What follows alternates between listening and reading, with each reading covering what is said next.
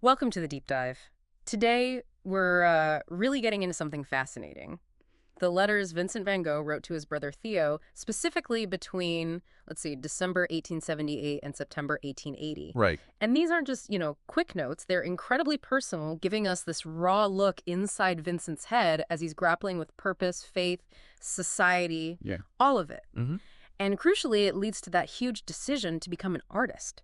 So our mission really is to unpack this pivotal time, pinpoint those moments of change, those internal battles Yeah. that shaped him. It's such a compelling period, isn't it? You literally see him wrestling, sort of teetering between these two potential lives. Exactly. The preacher versus the artist, almost. Yeah. And these letters to Theo, they're our window into that whole turbulent process. It's incredibly intimate. It really is. So it kicks off with him in the Borinage, right? That Belgian coal mining area. He's there as lay preacher. Mm-hmm. Deeply immersed. And his letters, wow, they paint such a vivid picture, the hardship of the miners, their strength, but also this stark, severe beauty he finds there. He does, even in the bleakness. He writes to Theo about the miners' black figures against the snow, these tiny little huts, even blackthorn hedges looking like black lettering on white paper, like pages of the gospel. You can practically see it. You can. And it's fascinating how he's already filtering it through an artistic lens, isn't it? He mentions Bruegel, Thiesmaris, Dürer. Yeah. Even though he's not officially being an artist yet, what does that tell you? That artistic eye seems inherent. Completely. It's like he can't not see the world that way. Yeah. This ability to find something profound, something artistically interesting in the everyday, the gritty, that's pure Van Gogh already emerging. Finding the extraordinary in the ordinary, like you said. Exactly. And focusing on those miners, the landscape. Yeah. It has echoes of Bruegel, maybe, but there's already this personal, emotional weight in how he describes it. It's not just observation. But the preaching itself, that hits a snag, doesn't it? It does. A major one. He realizes he doesn't have the formal qualifications they wanted for missionary work. Right.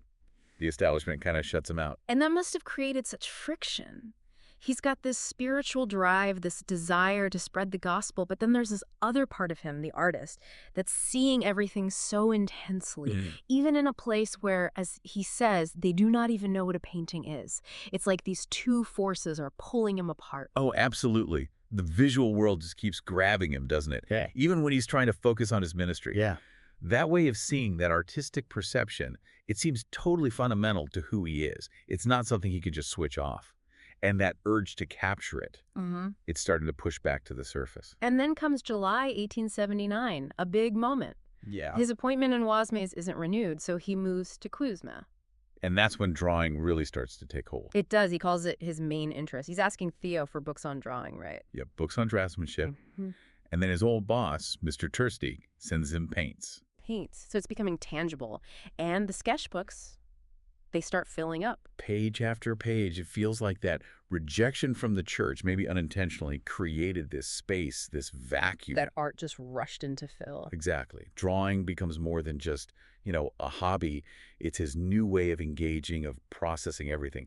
Maybe even a different kind of spiritual expression rooted in looking rather than dogma. And Theo's visit around that time, August 79, that seems like a real lifeline. Oh, hugely important. Vincent writes about how grateful he was, how it reminded him life is something good and precious. He talks about needing affection, feeling good for something. It really highlights his vulnerability, doesn't it? Yeah. And how much he leaned on Theo. Definitely. Theo's support, even just him being there, was clearly this anchor for Vincent when he was feeling so adrift. That bond was just critical. Yeah, you feel that deep need for connection, for validation. Absolutely. Yeah. Even in the midst of all that turmoil, that reassurance, it can make all the difference. But even with that boost, the struggle isn't over.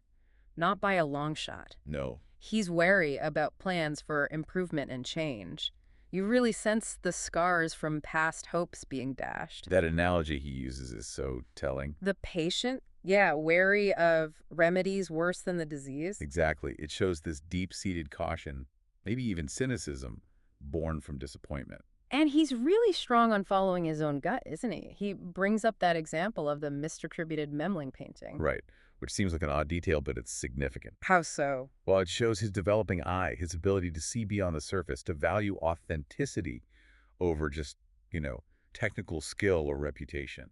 So he's applying that to his own life choices, too. Don't follow advice just because it looks like the right thing. Precisely. He's trusting his own internal compass more, resisting pressures that don't feel genuine to him. That's crucial for his move towards art. He's also really aware of the strain on his family, isn't he? Painfully aware. That fear of being a nuisance or a burden, he talks about the dissension, misery, and sorrow he might be causing. It's heartbreaking. It really is. You see this sensitive soul caught between his own desperate needs and the worry, the expectations of his family. They just don't get what he's doing. No. And he has that fleeting hope. Maybe it's all just an awful, frightening dream, just wrestling with despair. It paints such a vivid picture of that isolation, that anguish. And yet, there's that Van Gogh resilience again. Always. He compares his mood to the weather, holding on to hope even when it's bitterly cold. It's a wonderful metaphor, isn't it? Yeah. Finding hope in nature's cycles. Yeah. That becomes so central to his art later on. Yeah. Even when things are bleak, he's still observing, finding patterns, seeing the possibility of change. That inner strength is remarkable. But the family situation, it gets worse before it gets better. That visit to his parents in Eton, Sounds like it was incredibly difficult. followed by a whole year of silence with Theo. A year. Wow. And his father actually threatened to have him committed. That's extreme. It really shows the depth of the conflict, the lack of understanding. Totally. But then, summer 1880, he goes back. Back to the Borinage. But with a different purpose this time. Exactly. He returns fully intending to become an artist. What drove that, do you think, after all that? I think it signifies this definitive internal shift. He's not going back to preach. He's going back to see, to find his subjects, his inspiration, right there in that same environment. The place hasn't changed, but he has. His focus is now art. And that letter he writes to Theo in July 1880, after the long silence, it's tentative. Understandably so. He writes rather reluctantly, feels like a stranger, but he takes the 50 francs Theo sent. Admits he needs it. Yeah, you sense the awkwardness, the fractured relationship, but also the practical desperation. And that underlying need for Theo. Always. Even writing reluctantly, it's a step, a fragile step towards reconnecting that vital bond. He's clear he won't stay near Eton, though. Feels he's become this objectionable and shady sort of character to them. And then he uses that amazing analogy, the molting season for birds. Ah, yes, the molting bird. It's brilliant. Seeing his setbacks not as failure, but as this private, necessary shedding, leading to renewal. It's incredibly insightful, especially given everything he's going through. He's reframing his struggle. He's finding meaning in the hardship, seeing it as part of a natural process, not an end, but a transition. Then he calls himself a man of passions, owns it, He does. He acknowledges he can be rash, impulsive. but believes those passions can be channeled for good. He mentions his irresistible passion for books, the need to study. Yes, and that earlier violent, almost fanatical passion for art. He still feels homesick for the land of pictures. It's such a powerful statement of his core drives. Absolutely. He's not denying his intensity. He's starting to believe in it, to see how his passions, especially for learning and art, could actually be his guide. And even stuck in the Borinage, away from everything, his loves to the masters. Rembrandt, Millet, Delacroix, it's still burning bright. It's his lifeline to that world. They're his touchstones, his inspiration. It sustains him. He talks about the soul living on, continuing to seek forever and again. That connection feels vital. It absolutely is. Yeah. It gives him a sense of longing to something bigger, a tradition, even when he's physically isolated.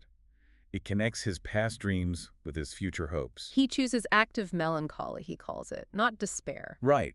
Sadness, yes, but a sadness that hopes, that seeks. It's productive. And he throws himself into reading. The Bible, Michelet, Shakespeare, Dickens, Beecher Stowe, Aeschylus. A huge range. It shows his hunger to understand the human condition. And maybe he senses he's becoming an outsider, noting that people deep in study are sometimes seen as outrageous. What's the difference for him between that active melancholy and just giving up? I think it's about channeling that sadness, that disillusionment, into engagement, into learning, thinking, questioning, using the darkness as fuel for inner growth, not letting it paralyze him. He admits he's neglecting his appearance, no money, disillusion, but also to get solitude for study. Yeah, the priorities are clear, inner life over outer appearances. And he even notes medicine as an essential study. His curiosity is just boundless. It really paints a picture of intense focus, of this self-imposed isolation dedicated to learning and finding his way. The unkempt look is almost a badge of that withdrawal from convention. He looks back at 5 years of wandering, no steady job. Acknowledges the money problems, the bleak outlook, the wasted time. But then he pushes back. Yeah, he asks, does this really mean going downhill and doing nothing? He's defending the value of that inner journey. And that's such a key moment. He's rejecting society's definition of failure and asserting the worth of his own internal development, his search. That unseen work matters, even if no one else recognizes it. He explains why university wasn't the path to expensive, uncertain future, Hmm. and then makes that incredibly firm declaration, if I do nothing, if I study nothing, if I cease searching, then woe is me, I am lost. That's it, isn't it? The absolute commitment. It's a total rejection of conventional safety nets in favor of this personal quest. Yeah. Learning, searching, creating that is the path, however hard. Exactly. It's the core of his transformation. Embrace the uncertainty, the struggle, because the alternative, stagnation, is worse. And he believes his final goal will emerge through the work itself, like a drawing becoming a painting. That analogy is so telling. Life is an artistic process. Yeah, meaning isn't found, it's made through effort. Right. And it links directly to his critique of the old academic school, both in religion and art. He sees it as rigid, stifling, tyrannical even, Hindering anyone with an open mind, he says. which reinforces his need for an authentic individual path in everything. So when Theo suggests he's changed, Vincent pushes back hard. He does. He insists his core self is the same. Circumstances are harder, yes, but his inner self, his way of seeing, unchanged. If anything, he says, his beliefs, his loves are more serious now. And that insistence on continuity is really important. It's not about becoming someone else, but about digging deeper into who he already is, refining, not replacing. His love for art and literature just seems to intensify.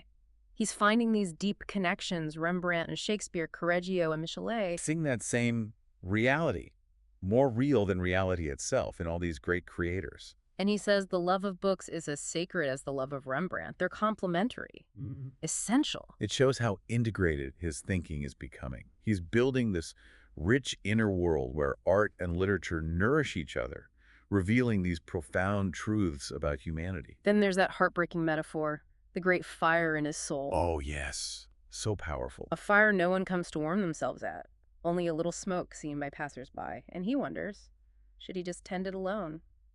Patiently. It just perfectly captures that feeling of isolation, of having so much inside but no one to share it with, no recognition, that deep yearning for connection. It's, yeah, incredibly moving. That mix of inner richness and outer loneliness. Exactly.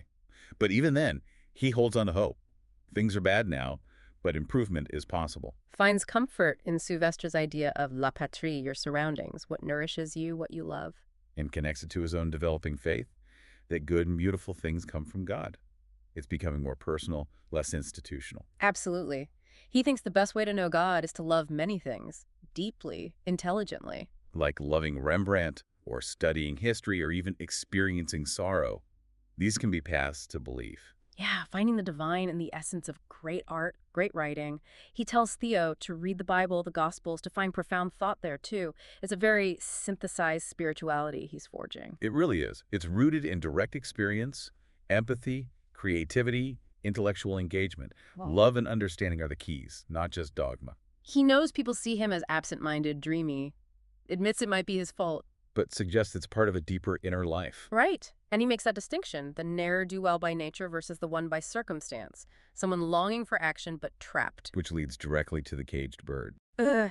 The caged bird in spring. Knowing its purpose but unable to fly. Yearning for freedom. Why does that image hit so hard, do you think? Because it's such a perfect, universal symbol of frustrated potential, of feeling trapped by circumstances you can't control. That painful gap between inner life and outer reality. Yeah. So many people feel that in different ways. It just resonates. And he broadens it out, doesn't he? He says lots of people are in these terrible, terrible cages. Yeah, poverty, prejudice, misunderstanding, ignorance, But then offers the key. affection. Every deep, genuine affection. Friendship, love. That's what can open the cage. Without it, you're dead inside. With it, life revives. That's incredibly profound, the power of connection. It ties everything together, doesn't it? His need for Theo, his empathy for the miners, his search for meaning. It all comes back to the transformative power of genuine human connection to overcome adversity, to unlock potential. He sees Theo succeeding while he's still struggling, but expresses real joy for him. No bitterness, just genuine happiness for his brother, Cho's character. And he still hopes Theo sees him as more than a failure, offers to help Theo however he can, like paying back the support. Yeah, that desire to be useful, to be seen as worthy, despite everything, it's still there. That struggle for self-worth. So the letters show he decided on art back in 1879. Theo's backing him financially. He's trying to learn Consult's roll-offs, Van Rappard. Though mostly teaching himself, really. Poring over books, practicing constantly. And his view of the Borinage shifts again. The miners aren't his flock anymore. They're his subjects, his type. He even makes that pilgrimage to Courrières to see Jules Breton's home, a real statement of artistic intent. Definitely. He's actively seeking out his lineage, his heroes, in this new world he's entering. It's a clear transition. And it all builds to that letter, September 24, 1880. His credo. His declaration. Clinging to the muse, despite having no money, no access to art centers, he's just going to work. Hard work. Barg is drawing coarse, anatomy perspective, even if the results aren't great yet. He has that hope. These thorns will bear white blooms in due course. The struggles are nothing but labor pains. It's such a powerful image of creative struggle and faith in the future. Embracing the difficulty as necessary. That declaration is a landmark. He's still looking at other artists, making connections, Shakespeare and Rembrandt again, Ruysdael and Daubigny. Always learning, always comparing, finding those parallels across art forms. That trip to Courrières, though, kind of a letdown, wasn't it? Yeah, seems it was. Hoping for inspiration, maybe work. Finds Breton's studio looks brand new, inhospitable, can't even get inside. Finds a photo, a copy of a Titian, a mediocre cafe named Café des Beaux-Arts. Ironic. Highlights that gap again between the dream and the reality. But even in disappointment, he's still observing. Always observing. The haystacks, the farmland, the French sky, thatched roofs, crows, like Daubigny or Millet. Exactly. The artistic eye never switches off. He's soaking it all in, even the coal mine, noticing differences from the Borinage. The trip exhausts him, leaves him depressed initially. But he says he doesn't regret it. Learned valuable lessons. And it sparks renewed energy to draw again. Yeah, he gets back to it and focuses again on the miners and weavers as these distinct types. He feels for them, wants to capture them one day. That empathy is constant, but now it has an artistic outlet. Seeing them as subjects from the depths or with that faraway look, he wants to portray their humanity. But money is always the issue. He knows Theo hinted about Paris, but it's just not feasible. Needs 100 francs a month, he figures. Poverty stops the best minds. The practical realities were incredibly harsh. Cramped room, hard to work. Tries to rent another room, can't yet, despite all that. He's happy, genuinely happy to be drawing again. It gives him peace, energy. His goal is clear. Master drawing. Then he can make good work anywhere. Borinage is just as good as Barbizon artistically. It's that focus on fundamentals. Build the skill and the location becomes secondary. That's a powerful realization. He sees the value of meeting other artists, maybe in Paris, but fears another Courrières letdown. Understandable caution. And then he talks about Marion, the etcher. Ah, yes. Another key artistic touchstone for him. He loves how Marion puts something of the human soul even into bricks and railings. Unlike, say, Viollet-le-Duc's architectural drawings, which are just stone, Marion is spirit.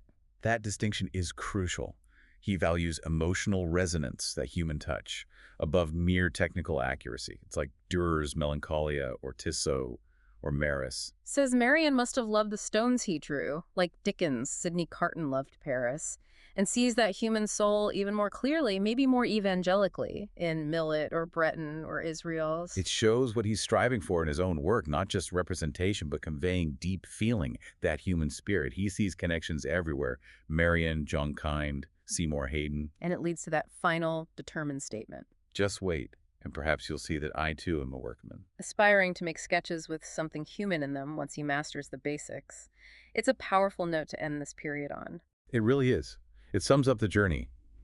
From a preacher trying to save souls to an artist determined to portray them, to become a workman in the service of humanity through art. So looking back over these letters, this period, it's just an incredible arc of transformation, isn't it? Absolutely. From that intense, maybe unsustainable religious path. To this equally intense, utterly consuming dedication to art and navigating all those struggles, money, family, despair. But always with that relentless drive to learn, to grow, to follow that inner vision. And those details just stick with you, don't they? The Borinage descriptions. The caged bird. His thoughts on art, faith, connection. It feels so immediate. It really does. And, for you listening, there's so much in Vincent's journey that feels universal. That struggle to find your path, dealing with setbacks, holding on to hope. We all face those things, searching for meaning, for purpose, for connection. And his story shows the power of sticking to your inner convictions, but also how vital affection and support are. That's a timeless lesson, really. Which leaves us with a thought, perhaps. Was that failure in preaching actually necessary for him? Did it lay the groundwork for the profound spiritual expression he found in art? Hmm. Did that deep empathy he clearly had as a preacher directly fuel the emotional power of his paintings later on? It's compelling to think about. And maybe, just maybe, worth asking yourself, what cage might you feel trapped in right now?